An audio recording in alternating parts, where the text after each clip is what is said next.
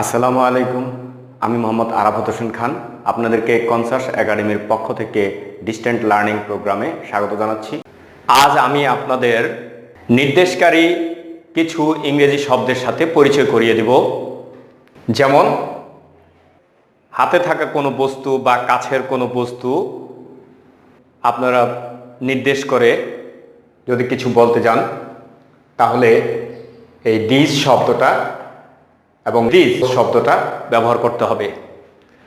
ওকে, মানে হচ্ছে THIS, this. This হচ্ছে এই, এটা সিঙ্গুলার কোনো বস্তু বা ব্যক্তিকে প্রদর্শন করতে বা নির্দেশ করতে ব্যবহার করতে পারেন। এবং দিস, THESE, দিস, এইগুলো এই শব্দটাকে মানে প্লুরাল কোনো বস্তু বা ব্যক্তিদেরকে প্রদর্শন করতে বা নির্দেশ করতে ব্যবহার করতে পারেন। ওকে, যেমন এখানে দিস, THIS, দিস, এটা সিঙ্গুলার, এরপরে যে বস্তু বা ব্যক্তিকে প্রদর্শন করবেন বা নির্দেশ করবেন সেটা সিঙ্গুলার ফর্মে দিতে হবে। যেমন দিস পেন, এটা শব্দগুচ্ছ হলো, যেমন দিস পেন, এই কলমটি।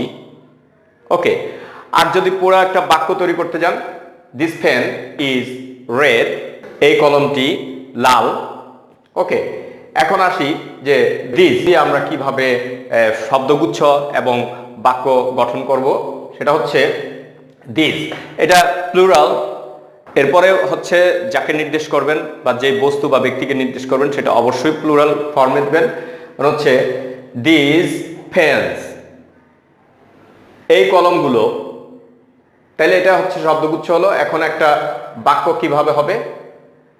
দিস পেন্স আর ইয়েলো, এই কলমগুলো হলুদ। ওকে, এখন আসি আমরা আরেকটা ইসে, সেটা হচ্ছে এখানে দুইটা শব্দ রয়েছে নির্দেশকারী শব্দ।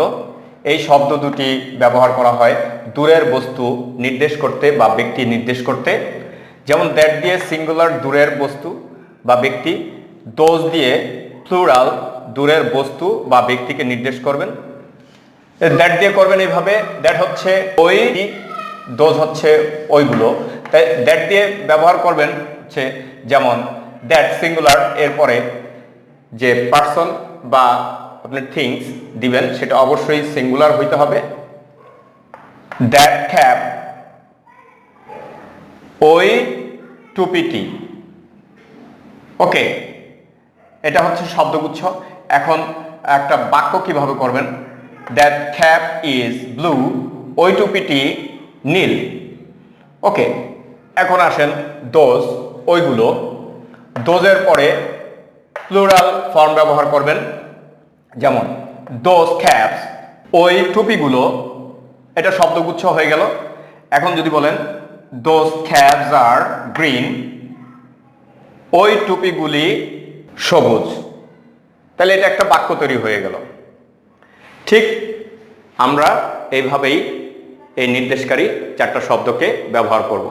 ধন্যবাদ এতক্ষণ আমার সাথে থাকার জন্য। আর আমার লেকচারটি যদি আপনাদের ভালো লেগে থাকে অবশ্যই আমার চ্যানেলকে সাবস্ক্রাইব করবেন। আসসালামু আলাইকুম।